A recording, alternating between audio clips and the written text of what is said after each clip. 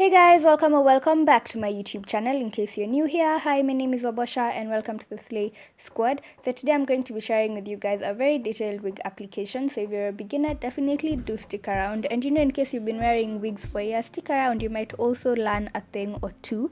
So today I'm going to be using a wig by Wiggins hair. And inside the packaging, I'm just showing you guys a few freebies that they included in my delivery. They added a bandana, a pair of eyelashes, and a choker as well. I do appreciate when they give you such freebies. So this is the hair that I'm showing you guys. It is their 180% density wig. It is 12 inches and I will have it linked down below in the description bar. This is how the inside of the wig looks like. It does have a few combs throughout the entire perimeter of the wig and those straps as well, just to ensure that your wig is secured. So this is how the wig looks on straight out of the box. As you can see, it's a very pretty unit. Like, it just looks good straight out of the box, but you always have to customize it. Like, for example, you see there at the front of the wig, it has space, so you can see I can even fit in my finger, and it's because my head is just small. And also the other thing is, if you don't want to use glue, this is a technique that you just have to use. So I'm taking an elastic band, and I got my elastic band from Biashara Street. I bought it from a clothes shop. I don't know where people who make wigs get theirs from, but this is where I got mine from. So I'm holding it on one end of my ear, stretching it out a lot all the way to the other side of my ear. And where you want to sew this is where your frontal ends.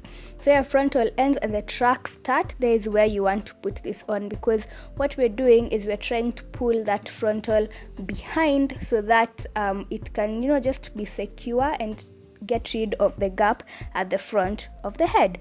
If you don't know how to sew, call mom, call auntie, call cousin, or maybe even check for a YouTube tutorial. There's basically probably a tutorial for that as well, but it's simple. Just double thread. You can also use this C-shaped needle just to make it easier, because sometimes it's a bit hard to get the needle through, but it's easy. Just put it in, pull it out, put it in, pull it out, tie a knot at the end, and easy peasy. So that is what you want your wig to look like. Like, you need to think, oh my god, there is no way this will fit in my head. Then you know you're good to go, because you need it to be as tight as possible. Just don't go around giving yourself a headache. So as you can see now that I've put the wig back on, it looks as if it fits way more snug, and you can see there's no hole anymore. I can no longer fit a finger. So that's what you are looking for. That's the end result that you want after putting in your band. So now it's time to cut the lace, and I usually prefer to do this when the wig is on my head, just so that I can be able to follow my own natural hairline, because no one's hairline is the same. So the way they create the wig, it just comes with one straight hairline. So I prefer to do this on my head so that I can take care of that. A tip that I can give you when you're cutting your lace is, don't be afraid to cut out any hair. It happens, and if you're shaping it to your hairline, you're going to be prone to cutting a few strands from the front. So don't be afraid. That's the one thing I used to be really afraid of doing when I first wore a wig. And the other thing is that if you have a small head like mine, your wig probably the frontal at the front will go way past your ears. As you can see there, I can't really put the wig behind my ear if I wanted to style it like that. So what I'm doing is I'm measuring out where my ear begins, and I'm just cutting off the excess lace. So that will just allow me to be able to put my hair behind my ear. So like I said before, don't be afraid to cut out any lace or hair. You need to, so that you can be able to customize the wig to look like, it's coming from your own scalp. So that's just what I was doing right there. And as you can see now, I can be able to put the hair behind my ear if I needed to. So then another thing you also need to do is cut off any excess lace. The wigs naturally come with a lot of excess lace. They just give you a lot of space to play around and do what you want to do with the hair. So you want to make sure you trim the lace on the side of the frontal, and also you can see at the back there's also some extra lace. So just go ahead and cut that so that your wig can lay really flat. then you want to go in with your foundation. Now this step is what you can do instead of bleaching your knots. I used to bleach my knots, but oh my god, you guys, that takes so much time because you have to put it on, let it sit, all that stuff. So now instead I just go in with some foundation, and there's a trick that I'm going to show you guys in a few.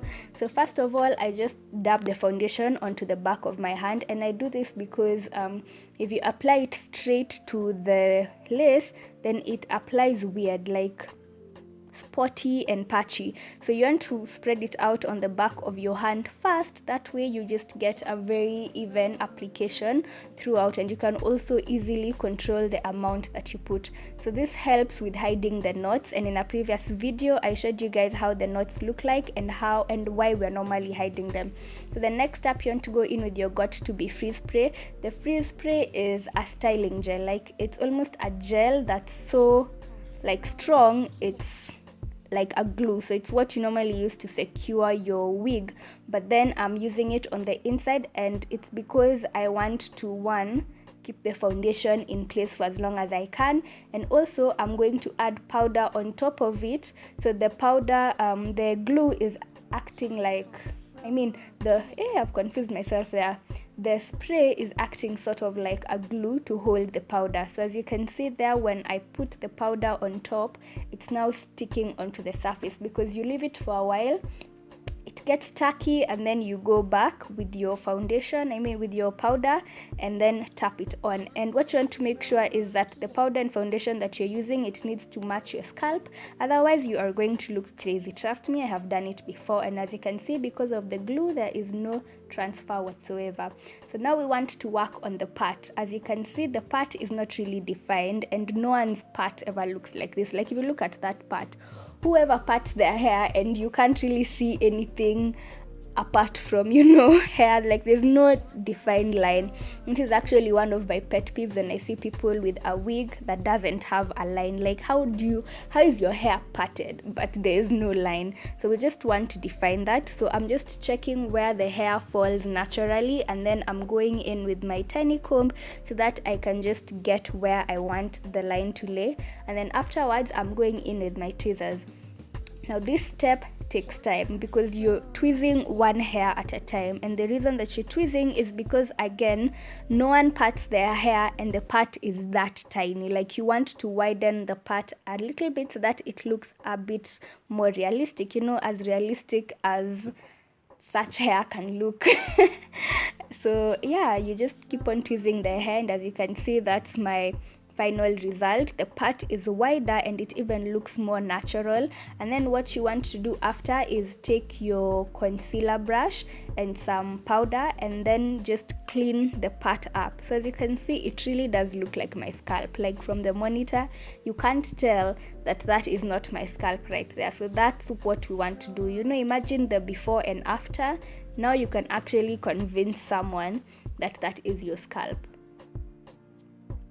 So then next we're going to move on to styling. We're finally here, we're almost done.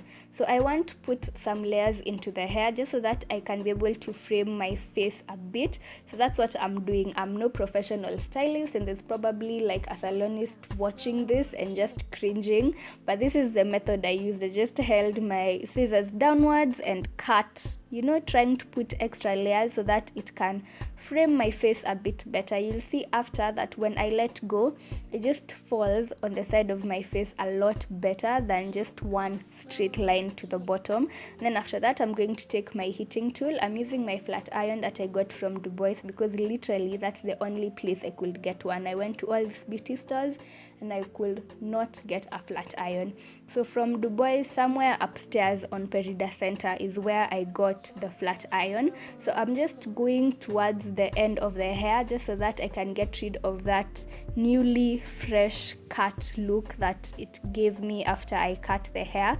So I'm just going into the flat iron towards the end. Again, no professional in this, I just do what works. And then we're going to get rid of the flyaways so that the hair can just lay flat and really sleek on my head. I'm using this mousse from Design Essentials and I'm just applying it throughout the front of my hair, because there is where I want it to lay really flat and look as if I came from a salon. Actually, when they do this at the salon, sometimes they put you in the dryer after, but I don't have a dryer, so I'm just going to put the mousse around where the parting is, and then I'm going to take the bandana. This is actually the bandana that they gave me in the package, and I'm going to tie my hair flat so that when I take it out later, my hair has really laid, and there's also no more flyaways, and it looks really nice. So this is the end result. Thank you so much for watching. Don't forget to like, comment, share, and if you're new to this channel, please subscribe for new videos every Mondays and Thursdays. Always remember to work hard and have good intentions. Until next time, bye guys.